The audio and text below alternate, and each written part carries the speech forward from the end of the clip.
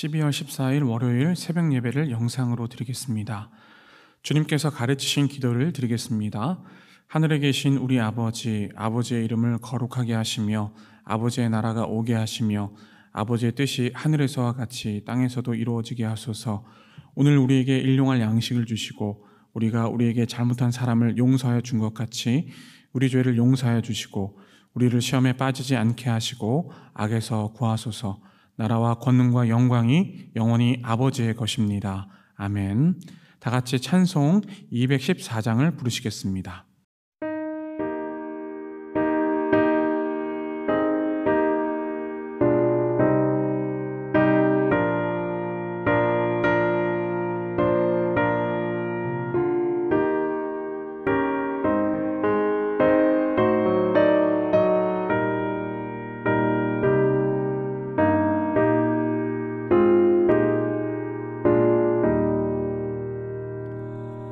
나 주의 도움 받고자 주 예수님께 빕니다.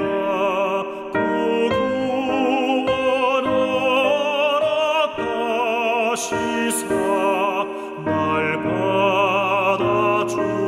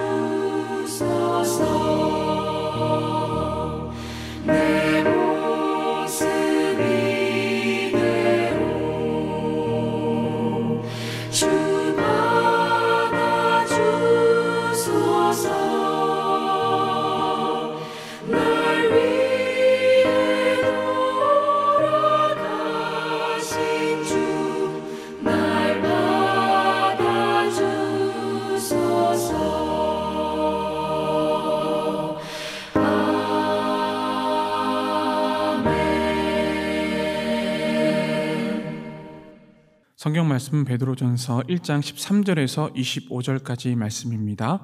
같이 읽겠습니다. 그러므로 너희 마음의 허리를 동이고 근신하여 예수 그리스도께서 나타나실 때에 너희에게 가져다 주실 은혜를 온전히 바랄지어다. 너희가 순종하는 자식처럼 전에 알지 못할 때에 따르던 너희 사욕을 본받지 말고 오직 너희를 부르신 거룩한 이처럼 너희도 모든 행실에 거룩한 자가 되라. 기록되었을 때 내가 거룩하니 너희도 거룩할지어다 하셨느니라. 외모로 보시지 않고 각 사람의 행위대로 심판하시는 이를 너희가 아버지라 부른즉 너희가 나그네로 있을 때를 두려움으로 지내라. 너희가 알거니와 너희 조상이 물려준 헛된 행실에서 대속함을 받은 것은 은이나 금같이 없어질 것으로 된 것이 아니요 오직 흠 없고 점 없는 어린 양 같은 그리스도의 보배로운 피로 된 것이니라. 그는 창세전부터 미리 알림 바 되신 이나 이 말세에 너희를 위하여 나타내신 바 되었으니 너희는 그를 죽은 자 가운데서 살리시고 영광을 주신 하나님을 그리스도로 말미암아 믿는 자니 너희 믿음과 소망이 하나님께 있게 하셨느니라. 너희가 진리를 순종함으로 너희 영혼을 깨끗하게 하여 거짓이 없이 형제를 사랑하기에 이르렀으니 마음으로 뜨겁게 서로 사랑하라. 너희가 거듭난 것은 썩어질 씨로 된 것이 아니요 썩지 아니할 씨로 된 것이니 살아있고 항상 있는 하나님의 말씀으로 되었느니라.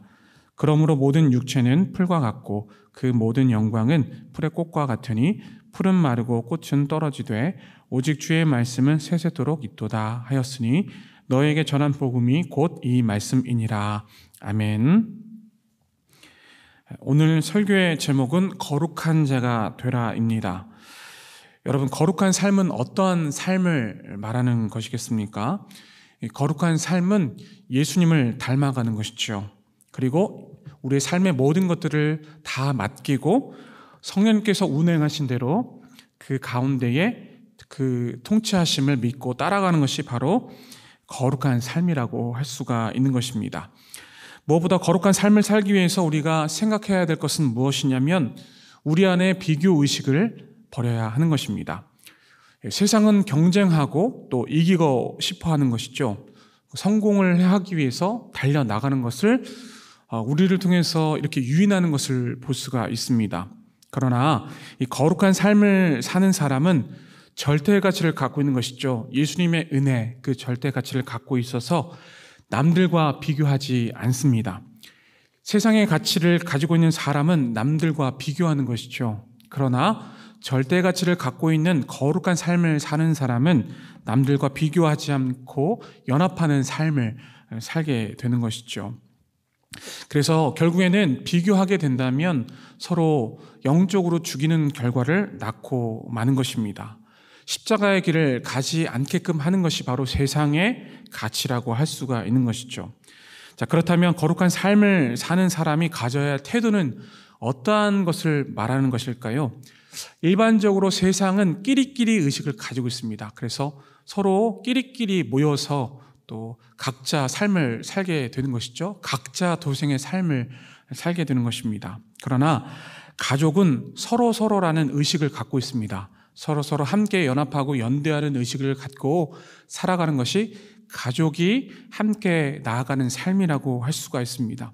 그래서 거룩한 삶은 가족들과 함께 사는 삶으로서 서로 용서하고 위로하고 치유하고 기쁨을 함께 나누게 되는 것이죠. 우리 공동체가 가족처럼 서로 용서하고 기뻐하고 치유하고 또 위로할 수 있는 그러한 교회 공동체가 될 수 있기를 간절히 바랍니다. 오늘 본문의 말씀을 통해서 거룩한 삶을 살기 위한 내용을 함께 살펴보도록 하겠습니다. 자, 먼저 우리는 마음의 허리를 동이고 근신해야 합니다. 자, 본문 베드로전서 1장 13절 말씀을 함께 읽겠습니다.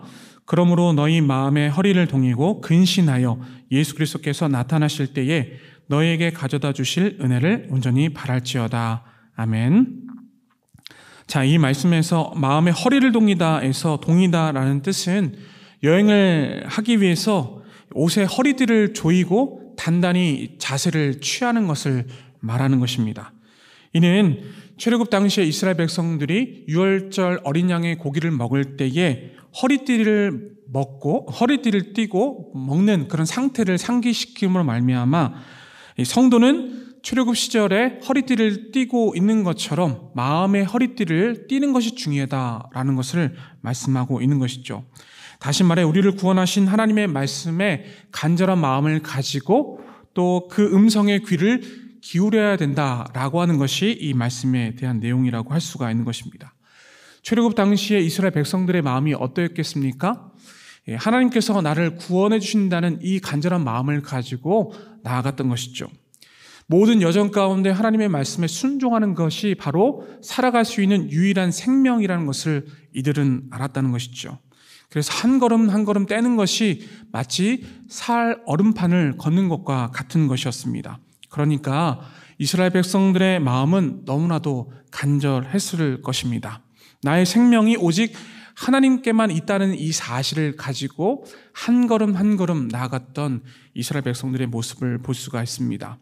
자, 그래서 아무것도 없는 험난한 이 광야의 길에서 오직 믿을 수 있는 분은 바로 하나님밖에 없었기 때문에 자신의 모든 것들을 다 내걸고 한 걸음 한 걸음 걸어갔던 이스라엘 백성들의 모습이었던 것입니다. 우리의 인생도 이와 같습니다. 이 광야에서 시험을 받았던 온갖 시련을 받았던 이스라엘 백성들과 같이 우리의 인생도 이와 같다라고 할 수 있는 것이죠. 우리에게 지금 큰 어려움이 있습니다. 시련이 있습니다. 코로나라고 하는 이런 시련을 겪고 있는 가운데 있는데 우리는 이럴 때일수록 마음의 허리를 동일 수 있어야 하는 것이죠. 그리고 불기둥과 구름기둥으로 인도하시는 하나님의 말씀에 간절한 마음을 가지고 한 걸음 한 걸음 나아갈 수 있어야 할 것입니다. 다른 것들을 바라보지 않고 오직 하나님만을 바라볼 수 있는 진실한 믿음을 가지는 그리고 온전한 시선을 가지고 있는 우리의 삶이 될 수 있어야 할 것입니다. 저는 며칠 전에 신학대학원 동기였던 목사님 한 분을 만났습니다. 이 목사님은 북한에서 넘어오신 탈북민이십니다. 신대원 때 북한을 품기 위한 모임에서 이분을 만나게 되었고 또 함께 비전을 나누는 사이가 되었습니다. 졸업 후에도 또 서로 함께 중보하면서 서로 돕는 그런 사이가 되었던 것이죠. 저는 이 목사님께서 이 북한에서 탈출하는 과정 가운데 정말 수많은 시련과 어려움을 겪었던 것을 제가 잘 알고 있었습니다. 탈출하는 과정에서 동생을 잃으셨던 아픔을 가지고 있으셨던 것이죠. 무엇보다 목사님께서 교회를 개척하는 가운데에 정말 포기하고 싶어 하는 그런 마음들이 수없이 있어 왔었습니다. 그럼에도 불구하고 하나님께서는 목사님께 확실한 믿음을 주셨다는 것이죠. 그 믿음에 따라서 목사님은 포기하지 않으시고 하나님께서 주시는 그 길로 온전히 갈 수 있었습니다. 다른 것 바라보지 않고 오직 하나님께서 주신 그 믿음의 길을 따라서 나아갔던 목사님의 모습을 제가 잘 알고 있었습니다. 저는 이 목사님을 만나고 다시금 이 말씀을 묵상하는 가운데에 이 마음의 허리를 동이라라고 하는 이 말씀의 의미를 다시금 새길 수 있었습니다. 그리고 근신하라 라고 하는 하나님의 말씀 가운데에 거할 수 있었습니다. 저도 때로는 포기하고 싶고 또 어려움 가운데 있지만은 이 말씀을 통해서 다시금 하나님을 바라볼 수 있는 믿음이 생기게 되었던 것이죠. 사랑하는 여러분, 우리는 늘 하나님의 말씀에 귀를 기울일 수 있기 위해서 마음의 허리를 동여매야 하는 것이죠. 무엇보다 근신하라 라고 하는 이 말씀의 근거에서 하나님을 온전히 바라볼 수 있는 그 믿음 그리고 포기하지 않는 그 마음을 가질 수 있어야 할 것입니다. 둘째로 외모를 보시지 않는 하나님께 믿음과 소망을 두어야 하는 것이죠. 베드로전서 1장 17절과 21절 말씀을 함께 읽도록 하겠습니다. 외모로 보시지 않고 각 사람의 행위대로 심판하시는 이를 너희가 아버지라 부른즉 너희가 나그네로 있을 때를 두려움으로 지내라. 21절 말씀입니다. 너희는 그를 죽은 자 가운데서 살리시고 영광을 주신 하나님을 그리스도로 말미암아 믿는 자니 너희 믿음과 소망이 하나님께 있게 하셨느니라. 아멘. 제가 서두에 말씀드린 바와 같이 비교하는 것은 서로를 죽이는 결과를 낳는다라고 말씀을 드렸습니다. 서로 비교하는 것은 하나님의 영광 가운데 거하지 않으며 거룩한 삶이라고 할 수 없는 것이죠. 자, 그렇다면 우리는 거룩한 삶을 살아야 할 텐데 왜 우리가 이렇게 거룩한 삶을 살아야 하는 것일까요? 그것은 하나님께서 거룩하시기 때문입니다. 자, 하나님께서는 이렇게 우리에게 말씀해 주셨습니다. 베드로전서 1장 16절 말씀을 함께 읽겠습니다. 기록되었을 때 내가 거룩하니 너희도 거룩할지어다 하셨느니라. 아멘. 그렇습니다. 우리는 하나님의 자녀로서 거룩한 삶을 살아야 합니다. 왜냐하면 우리를 창조하시고 우리를 인도하시는 하나님께서 거룩하시기 때문에 우리 또한 거룩할 수 있어야 한다는 이야기죠. 그 거룩하신 하나님께서 외모를 보시지 않으신다고 말씀하고 있습니다. 그리고 각 사람의 행위대로 판단하신다고 말씀하고 있는 것이죠. 이 말씀은 참으로 우리에게 큰 깨달음을 주고 있습니다. 자, 우리는 너무나도 쉽게 외모를 보고 판단하는 경우가 많습니다. 여기서 외모라는 것은 단순히 얼굴, 외형적인 모습만을 가리키지 않습니다.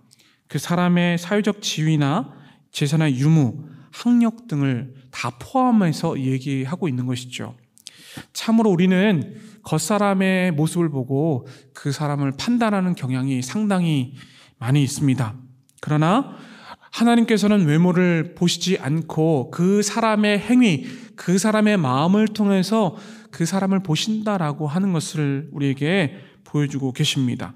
따라서 우리는 거룩한 하나님의 모습을 닮아서 하나님 가운데 거할 수 있는 그 마음을 가지고 나아가야 한다는 것이죠. 외모를 보시지 않는 하나님을 바라보면서 우리는 마음의 중심을 가지고 하나님 앞에 나아갈 수 있어야 한다는 이야기입니다. 예를 들면 2002년 월드컵 때에 히딩크 감독은 대표 선수를 선발할 때에 유명한 선수를 선발하지 아니했습니다.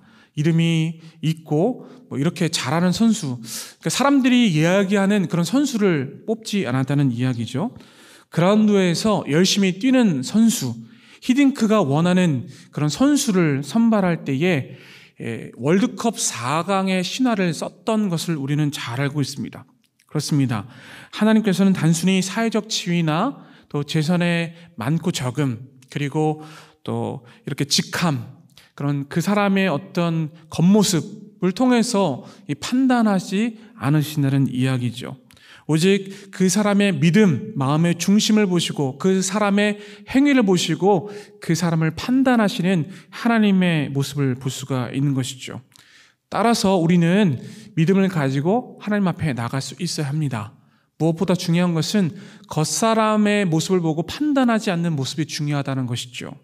따라서 우리는 믿음과 소망을 하나님께 두어서 겉사람의 모습을 통해서 판단하지 않으시는 하나님의 그 믿음 가운데 거할 수 있는 것이 바로 우리가 취해야 할 거룩한 모습이라고 할 수가 있는 것입니다. 그러한 과정을 거칠 때에 우리는 순결한 하나님의 백성으로 거듭날 수 있다는 사실이죠. 마지막으로 우리는 진리를 순종함으로써 우리의 영혼을 깨끗하게 해야 합니다. 자, 본문 22절 말씀을 함께 읽도록 하겠습니다.